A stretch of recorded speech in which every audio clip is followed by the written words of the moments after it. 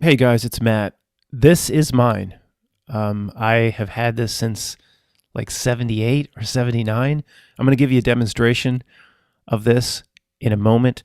If you're under age 35, you'll be like, what the F? I mean, you guys really had this thing. This was it. So I'll give you a demonstration in a moment. I want to talk in this video about the obvious parallel between as technology progresses forward, the reality clown show, killer clowns from outer space, reality breakdowns, things in the news that are laughable, comical, all of that. It goes hand in hand. In other words, you could put a chart up with an X and Y axis, and the technology would go up in a straight line. And then you could put a clown show reality chart right on top of it, and it would be pretty much the same graph. Now, this is so obvious, but think about it. Few people talk about this. Maybe it's just so obvious that there's nothing to talk about, but there's absolutely a direct correlation, in my opinion, with the level of technological development, advances, new technologies, etc. And you could say an inverse relationship, the mirror graph of the degradation of the human being and the clown show reality that we experience every day. So I'll be back in a moment. Check it out. Guys, look what I just found. My Mattel Electronics football game from 77 or 78 or 79, I don't know. I got this when I broke my leg. I broke my tibia and was laid up for at least about 5 or 6 days before I could go back to school. And I just played this game nonstop. This is what we had in the late 70s. This is incomprehensible to anybody that's, say, 35 or under. And I just tried it. It works. Every time I've ever picked it up, over 40 years, incredibly, it works. And let's see if you can see it. I'm going to switch hands because it's like riding a bike. The game will come back to me. Even in the dark, I can't even see what I'm doing. Now, I'm the football player on the left. As soon as I start, the defenders will start coming after me. And you go down, you go up, you go down, go up. They tackled me. What's this readout? Tells you the down or something. What is this readout? Oh my, this is what we had. This is it. It's incomprehensible to anybody that's, say, under 35. Come on, give me a hole, give me a hole. Down, he'll come down. Dummies will come down. Come on down. Oh, they're going to tackle me. Well, I usually am better than this. I'm doing it in the dark with one hand. Oh, it's been 35 years, so I guess that's a little bit of an excuse. Come on. I don't think I've ever not scored a touchdown. One-handed, one more try. Come on. Come on down. There you go. Come on, I'm coming down. Yeah. All the way up top. Oh, whatever. But do you believe this shit? Pong is widely considered to be the first video game, definitely the first video game to make it into your house, to hook it up to your TV. I'll show it to you and tell you a story about this one.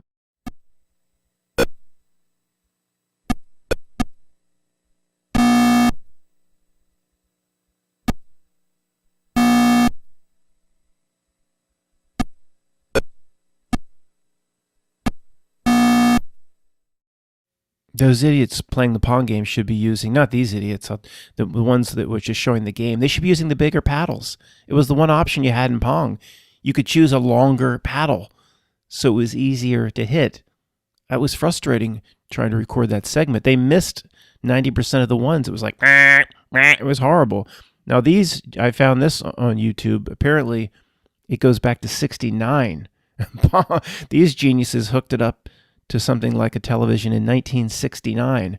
But I have a personal story about this, not related to, try to get back to the bigger topic, how the evolution of technology itself is breaking down our society, humanity, and all of reality. But we'll push that tiny topic back a bit, tell you my personal story. I've been around these relatives my whole life, Walt and Linda. I don't even know exactly how they're related to me. It might be, I guess, when you're not sure, it's always like second cousin. So I don't know, we'll just call it second or third cousin. Well, in like 75 or 76, I was just a little kid, they got Pong. We drove over to their house, and the guy was like a tech guy. He had like tape reels. It was one of the first guys to have like a cassette tape. He had Pong like wired up to the back of his TV. And I remember he handed you the wheel. It was like a wheel that you would turn to move these paddles up and down. And see, they're just missing. These two idiots playing this game. I slowed it way down. The one option you had, I think you probably had an option on the speed of the ball. That was an option. And then you had an option on the paddles. So obviously, if that paddle under the 8 was another 2 inches, you'd have a better chance of hitting the ball. And that these idiots that did this demo for YouTube should have taken that option. Okay, this generation is my first experience in like a mall arcade. This is Asteroids, but there was similar ones with similar graphics. There was a lunar lander or lunar rover. There was one where you flew 2 ships against each other. Now there was no 3D at all. I mean, it was all 2D rendering. The idea for anybody that's under age 35 that's going, what the F is this? You just had that's supposed to be a spaceship, and it would shoot little dots, little laser beams, I guess, whatever you imagine them to be, and these rocks would come at you. You'd have to break the rocks apart. Highly sophisticated.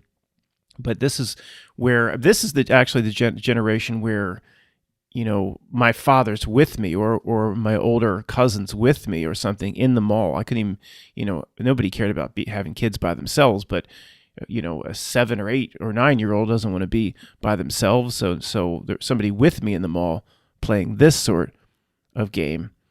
Now, the generation after this, where, you know, your parents would go shop in the mall and you just go by yourself or with a friend and you just spend like an hour in the arcade. That was, you know, the heyday of arcade video games was ushered in by Space Invaders.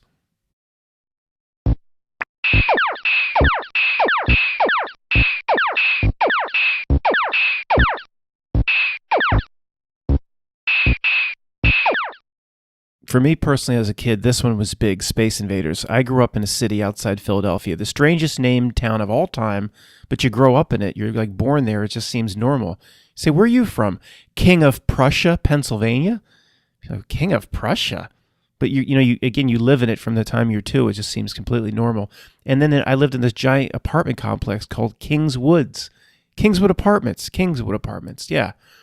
It was like the land of single mothers, you know, tons and tons of kids, all with their mothers, divorced, everybody in the same situation. Well, there's a little shopping center in the middle of all this called the Village Mart, and there's Vito's Pizza got Space Invaders, and it was like, this was the first one that was like a big deal. Vito's has Space Invaders? You know, how many quarters can you round up? I think it was a quarter. I think it was a dime. You played for a pretty long while. I think it was a quarter, but no, back then that's a lot. A candy bar was a quarter at exactly the same time. I remember that. But we went down there for weeks and played this game. After a few weeks, you know, you get tired of it. But there were certain kids that weren't good at anything. You know, they weren't good at sports. They got beaten up at the bus stop or whatever, but this was their thing, you know. And this was, if you were good at this, you were good at something. I mean, this is a way to be respectable amongst a little gang of kids. And if anybody a minute ago was screaming at this presentation going, Matt, investigate your own hometown. There's got to be conspiracy there with a name like King of Prussia. Who would name a city that or a town that? I agree. You look into this, there's got to be a creepy reason. I mean, who names a city or a town King of Prussia? How did that conversation even happen? I love this exercise. Like the initial conversation or the initial planners in 18 whatever sitting around a table like Red's parole hearing in Shawshank Redemption, but Red wouldn't have been there when they're naming the towns. And like, well, this one here on the other side of the Schuylkill River, let's call it Norristown. Oh, okay. All in agreement. Say aye. Okay, Norristown. Yeah. Across the river, what do you want to call this place? Yes, Mary, you have an idea? Yeah. King of Prussia. Well, how would that have gone down, right, guys? Like the other namers, the other 4 in the council meeting would have gone, what? King of Prussia? What? You like being on this council, Mary? Got your head up your ass? See, it wouldn't have gone anywhere. Like what? So you want to pay an ode or some sort of tribute to some ancient Germanic state that doesn't even exist, that's on the Baltic. And guys, if you look into Prussia, the only thing anybody knows about Prussia in modern days, if they've seen Barry Lyndon. Other than that, nobody knows what the F was Prussia. But this is where the creepy German eagles came from. I don't know if it's the two-headed, but these German eagles that are on the Nazi uniforms all came from Prussia. So who knows when they named this town? I don't know. Again, it was nothing until 1950 something, guys. There's nothing out there. I mean, nothing out there. But coincidentally today, a mall that's supposed to be bigger than the Mall of America in terms of the amount of shopping. It's not as big. You can't put roller coasters inside, but it's like a mall of that size. It's at the intersection of all major, basically Philadelphia highways. The Turnpike, the Schuylkill Expressway, the Blue Route, like they all kind of come in to King of Prussia. And anybody saying, yeah, how would they have known all of that when they named the town? Exactly. Of course, much more of society is a crafted script than we consider. Is it just 5 good people sitting around? Then I looked up for just the purpose of this segment, looked up the most popular towns in America, and somebody said, well, should we just use Washington again for the 1,000th time, or Springfield, or Franklin? These are the most popular names in American towns. Or you want to use Greenville again, or Clinton, or Fairview? Let's do something different. King of Prussia, all in favor, say aye. All in favor, say Heil. I mean, who knows? But I agree. If I were, guys, growing up, we never knew we knew nothing as to why it was named this. Okay, guys, trying to tie everything together, going back to the beginning of this video where I said the utter breakdown of society, breakdown in what we recognize to be a human being, just reality glitches, reality breakdowns, a society and world we don't recognize. If you could point to one thing that as this over here broke down, this over here advanced, there's an inverse relationship, and if you flip the graphs, each graph would fit on top of each other, or flipped one of them, you would of course, technology. Of course, there's nothing else that you'd point to before technology. And it's just almost obvious at this point. And this creepy thing here, we're going to look at this House Resolution Bill 642, introduced March of 2016. This is where they tie magic to technology. All right.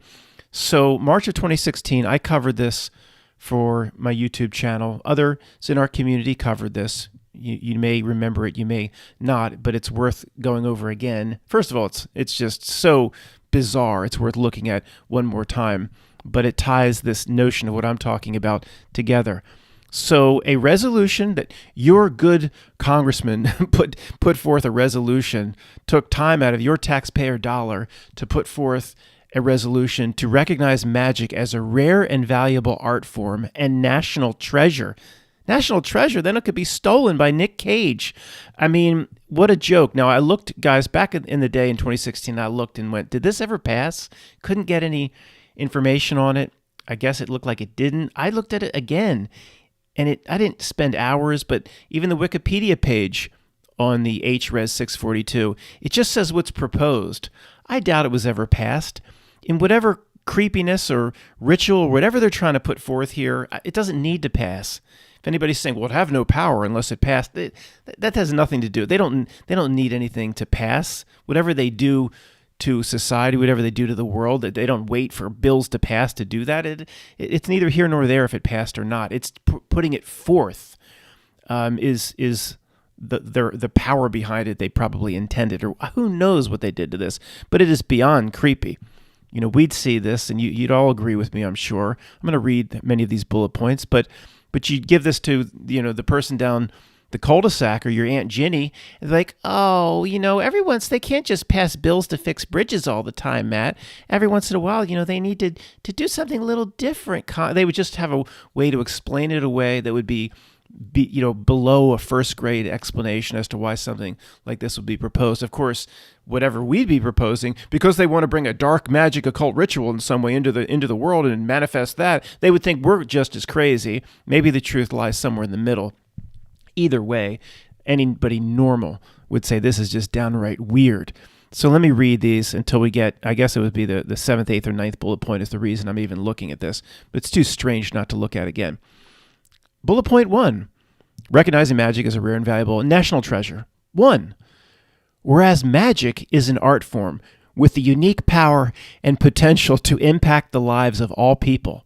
Yeah. They put the entire world into a face covering in about 6 weeks. So it does, absolutely. Their magic influences the lives of all people. No doubt, there's truth there. 2, whereas magic enables people to experience the impossible. Yeah, like my last video, planting breadcrumbs in front of what people expect and want to see in unnatural and supernatural fashion. Yeah. There's a bill that introduces magic. So my last video, people saying, Matt, no, it's just regular means how this reality does business. It's people calling people faxing people, and the people calling people. No, I was the last video, 2 hours and 40 minutes. I'm like, there's all sorts of supernatural shit going on here. Reality itself shows you what you expect, and they lead collective consciousness to get the outcomes that they want. This is showing you in a damn bill what I was putting forth in the last video. Whereas magic, 3, whereas magic is used to inspire and bring wonder and happiness to others.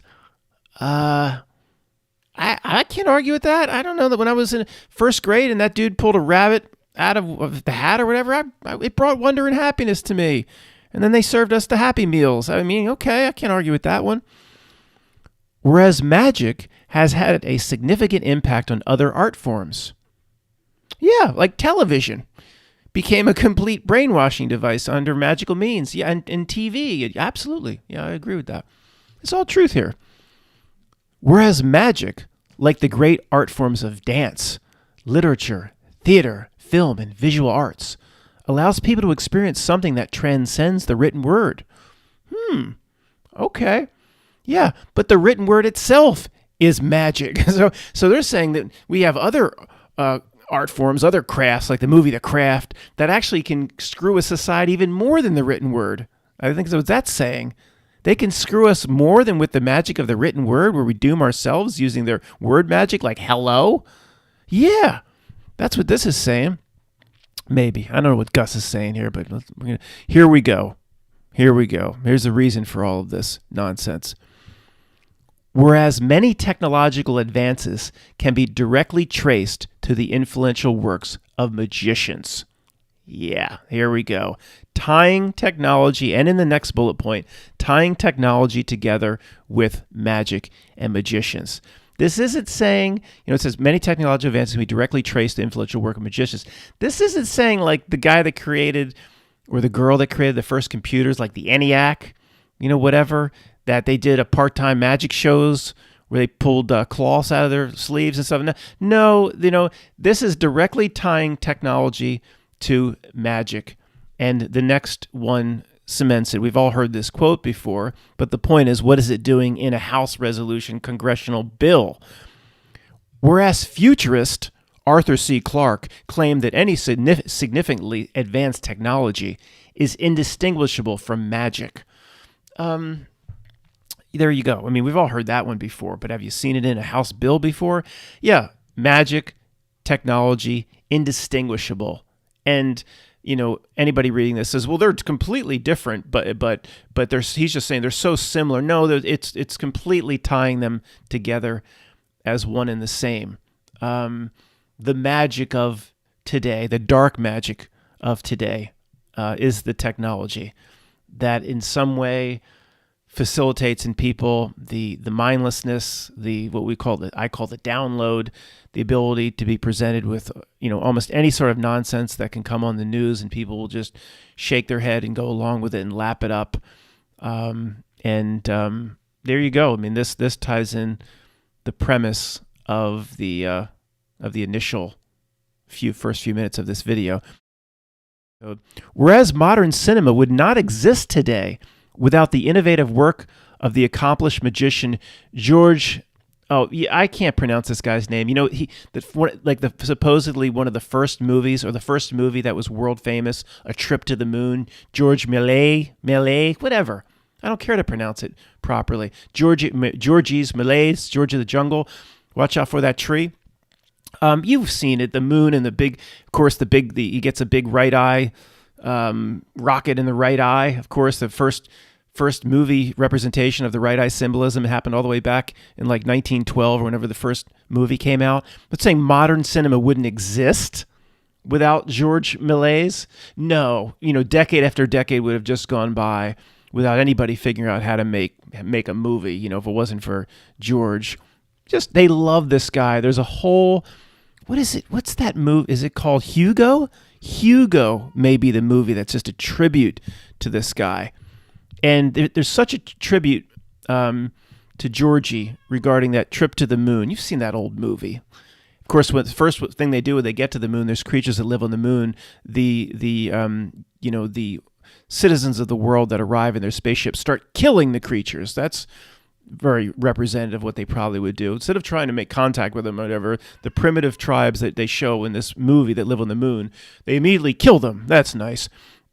But yeah, they just pay tribute to this guy because he was, I guess he was like their big conduit that kind of brought forth, we can work our dark magic through the cinema, through the art, through the technology in order to shape collective consciousness into the outcomes, the societal breakdown outcomes that we want.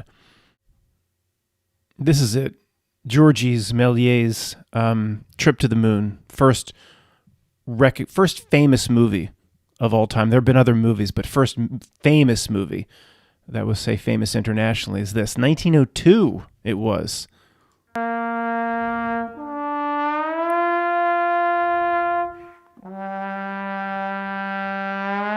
Look at that creepy thing. That's the Joker from the Michael Keaton and Jack Nicholson the first horrible Batman movie with that horrible Prince song. Look at that. Tell me that's not the Joker from that first horrible Batman. Look at that creepy thing. Oh, anybody surprised? The first world famous movie, and it gets a big right eye symbolism, big right eye spunk eye with a rocket ship to the right eye. Oh boy, if anybody wasn't watching, I'd give you 3 guesses as to what happened, but you're only going to need 1.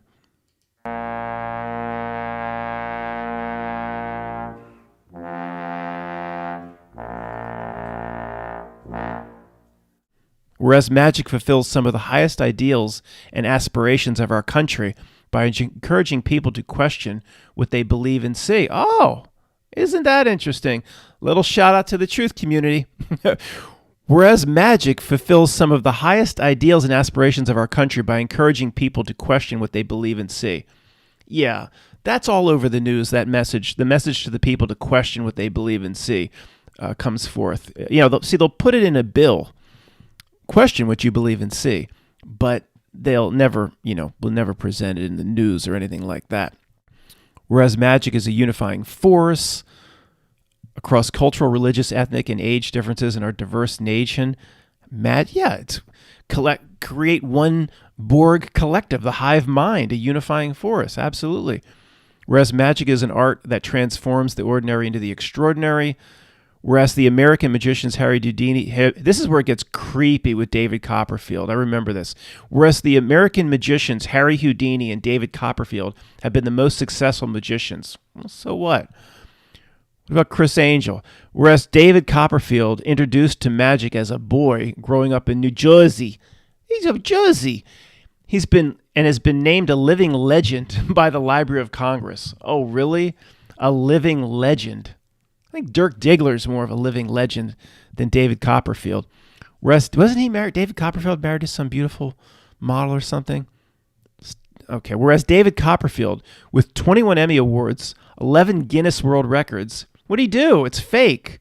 Guinness World Records for what? Over $4 billion in ticket sales? Would that be relevant in a congressional bill? How David Copperfield, through his magic, inspires great positive change in the life. David, let's contact me, buddy. What do you mean by this? inspires great positive change in the lives of Americans. Can show me you made the Statue of Liberty disappear by spinning the audience in the other direction? You show me how that just impacted the lives of the people the next day. The same alcoholic went to work, the same drug addicts went to work the same day, with the same amount of depression, buddy. Okay, this is just whereas people consistently leave David Copperfield's live magic show with a different perspective than when they entered. This is just whereas Rebecca Brown of Portland, Oregon, what the F? Left a David Copperfield magic show with a newfound inspiration to pursue her lifelong unfulfilled passion for dance. Okay, this is absolutely ridiculous. Absolutely. See, I guess the bottom then makes it ridiculous and just benign when the purpose for it is what we covered up here. You know, this is the purpose of it's the hidden in plain sight. It's showing. They could say nobody can say we didn't tell you. We put it right in a bill, in an HR congressional bill, how we tie our magic to technology. It's pretty much that simple, but they just surround it with the absurd, and people down the cul-de-sac just think it's all fun. And guys, I paused for 10 minutes to think about something, and you can look at David Copperfield's dating history while we do this section. Of course, in addition to all the magic and everything he's been involved in, and stardom, and all the top supermodels, Claudia Schiffer, he didn't make a deal with anybody. Like Bob Dylan said, you made a deal with, the big guy made a deal, signing blood, like Levette's video yesterday, blood over intent. He didn't make a deal with anybody. He probably did. Yeah, probably. But anyway, that's his karma issue. You can look at his dating history of top supermodels while we go through this section. Now, to me, look, the bottom, I was kind of alluding to it in the last segment. The bottom part of the bill gets ridiculous, and anybody going through this that is familiar with politics or that thinks they understand what politics is all about, they would just be like, oh, look, the bottom is a gigantic ode to David Copperfield. So he pushed it. He pushed his local representative to do it. He gave the big donations, and it was just payback, of course. And see, that's what the message will be to the normie. But embedded in this is, I think, it's hidden in plain sight. They show you how the magic and how the transforming society is linked to the technology. That is the dark purpose of what is being put out here, in my opinion. At the bottom, they just, again, all this ridiculous stuff at the bottom makes what I'm saying seem completely insane. So let me just read some of these again. I was reading the bullet points.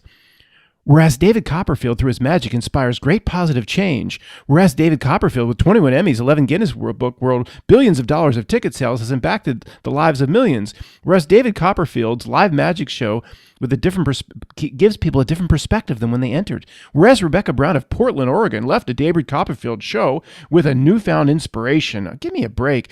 Whereas 3 months after Rebecca Brown attended the David Copperfield show, she performed her first choreographical recital.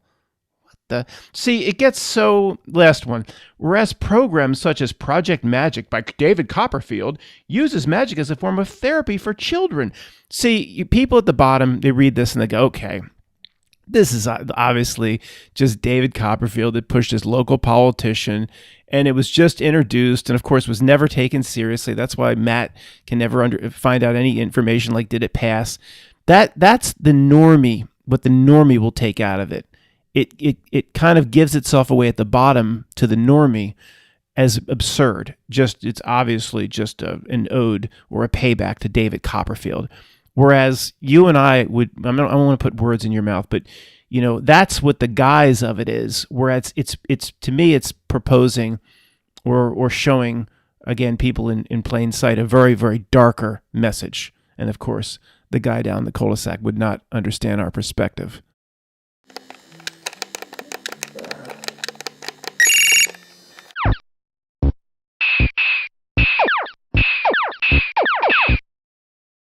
What you're about to see is far more believable than what they show us or tell us happened regarding the LEM landing on the surface of the moon. The CGI is better here. They could have just used the Georgie Méliès CGI. Elon Musk's CGI isn't even as good as this. It's not. The return of the first stage is worse than this. They could have just used this. It's that buzzed cauldron popping the hatch.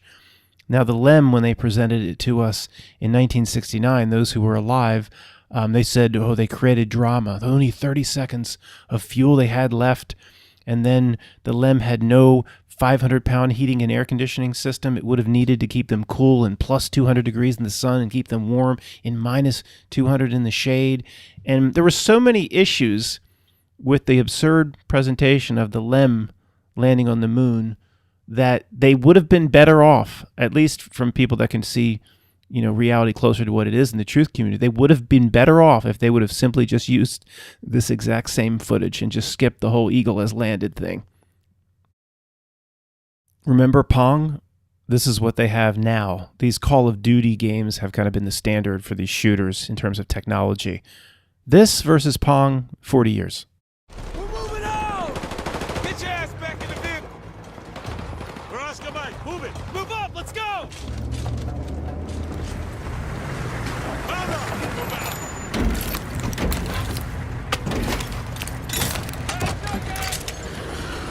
Which building is it, sir?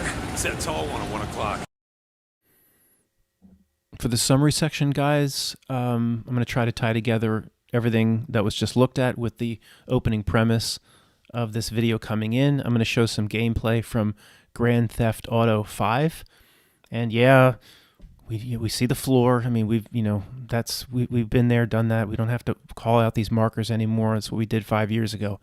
So, of course, the markers are always going to be everywhere. Of course, Grand Theft Auto is a golden child of this system in introducing a certain type of video game, a very destructive type of video game, to the young mind. Why is it? Oh, it's always Grand Theft Auto. It's always Call of Duty.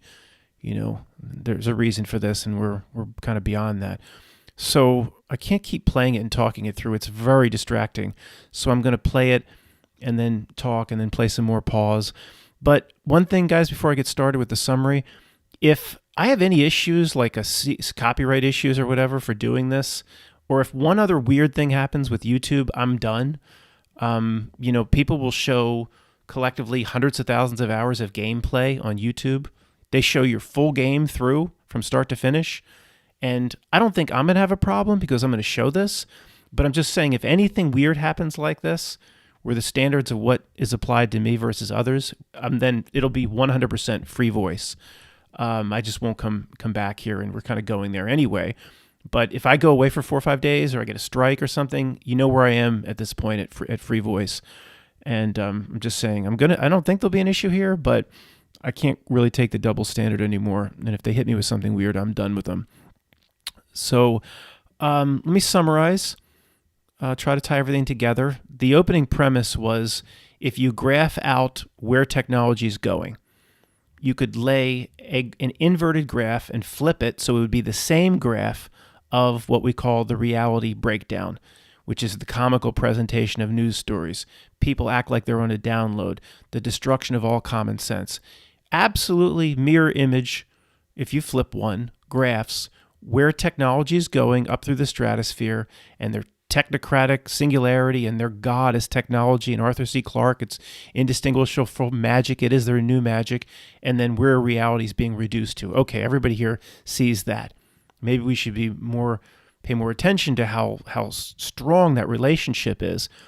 But the video game aspect is also very, very interesting, and it's extremely difficult to talk and summarize when you're watching a car, run people down and run all over Los Angeles or wherever. So I'll play it again in a moment. Video games also are that exact graph of where the video game is going. I'll try to play it, guys. Where the video game is going, in terms of technology and its presentation of hyperrealism, reality then is also an inverted graph. And at some point, one might say they're going to meet in the middle. So it's not like reality stays the same, say if the marker is 10.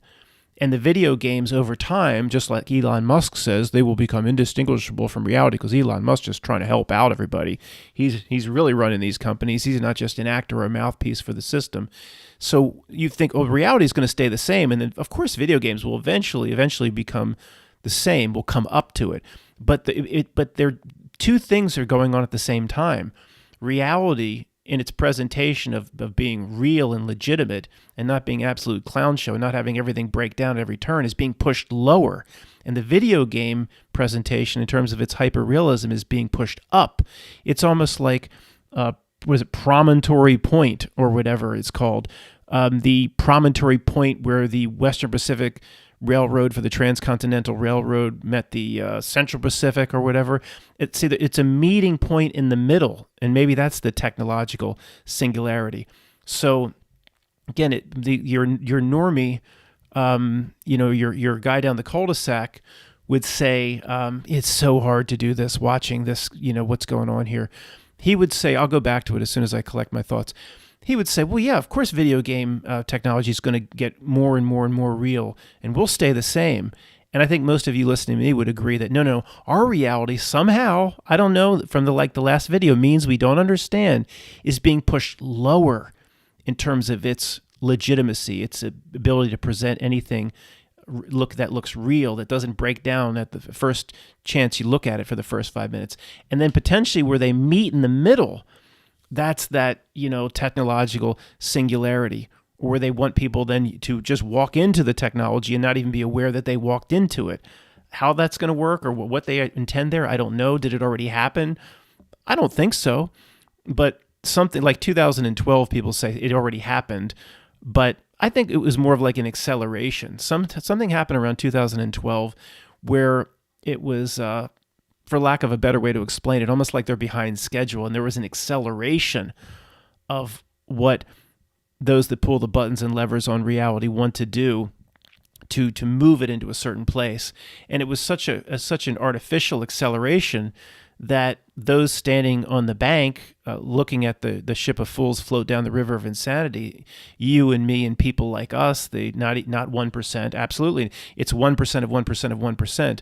We're standing on the bank and it all appears ridiculous. We can see right through everything. It's a comical presentation. And on top of that, if you're Mandela affected, what more do you need to see? That's like a 40,000 pound cherry on top if you're Mandela affected. So, at some point, that's to me the technical singularity is when what you're looking at meets reality in terms of their realism. But at that point, see, reality would have been pushed much lower, much lower. I don't think a video game will ever completely become, exactly on par with reality like Elon Musk suggests. He's going to drink and drive? because not if reality stayed the same, it couldn't. Because, you'd have consciousness. This character here is never going to be able to talk to you like a real person with consciousness will be able to. Or, okay, maybe millions and millions of years in the future, we won't be here. You know what I'm saying? It's just unlikely. But it is possible they'll meet if reality itself is pushed down to meet the video game. He's going to drink and drive? Dude, don't do it, man. Like these guys go out and they shoot people and they run people down. They take pipes to people. That's the least of his problems. The bottle before he gets behind the wheel. But he's good.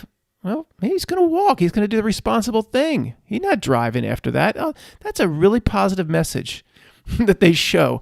Go to the beer and wine store. Whatever. That's L.A. There's your L.A. That's the building in L.A. that was destroyed in. He's going to drive. That's the building that was destroyed in Independence Day. So the graphs, guys, we've got the graph of technology itself with the reality breakdown. Same graph. Video games, presentation of hyperrealism, and the breakdown of reality. What is this? An ad in the middle of gameplay. Dude, it's a lot. Just shave it like I do, dude. You don't want to buy that shit. Just shave it off. Don't matter. Why waste all that money? And then Elon Musk comes out, and people got on me and saying, "Oh, Matt, you're saying what Elon Musk is saying, that it's some sort of simulation. We live in a sim world, and if Neil deGrasse Tyson says it and Elon Musk says it, you must be like them, Matt." No, it's a completely different message. See, Elon Musk, he wants you to believe on behalf of the system, he wants you to believe that it's a simulation, but he wants you to believe in it only in terms of technology. like Ray Kurzweil's chip.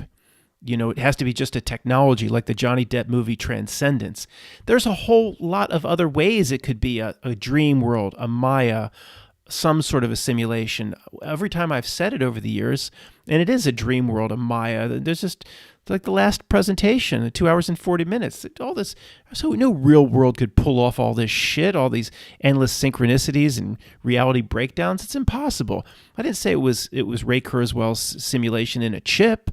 It's just it could be it's more like Twin Peaks, the dreamer. Who's the inside the dreamer dreams, and who's the dreamer? It's not technology, So I'm not saying Ray Kurzweil and Elon Musk and Neil deGrasse Tyson say that stuff to hijack what people think about it. And then they also want the reverse psychology approach of, well, if they say it, then we're not, if they meddle in it, then we're not to meddle in it, because they know the truthers will just run in the opposite direction. It's first grade reverse psychology. If you really don't like what Matt's saying, have one of the people that's considered the ultimate chills of the system say something that seems to agree with what Matt's saying. Then Matt will be considered the ultimate chill because he agrees with Elon Musk or Neil deGrasse Tyson. It's just not that they're interested in what I say. It's just the tactics they use against the truth community. It's just first grade reverse psychology. So anyway, guys, you have it's just interesting to pay attention to this, and all we can do is try to root ourselves out of it, or cut the ties, stand on the bank, watch the ship of fools go down the river of insanity, and try to separate ourselves from it, or spiritually separate ourselves from it, like we're doing the best we can. That's the best we can do. I wish I had some grand solution where we all can just get in our pickup truck army and run it down to D.C. and march and protest and get the world back and run the Hillary Clintons to jail and sing Kumbaya and reopen the world. I'd love to have that solution. That's not in the cards. The more of a violent solution, or a solution where we go try to fight the power, public enemy, fight the power. Any solution like that is exactly what they would want. What they don't want you is you working on spiritual self and you worrying about yourself. Thanks for listening.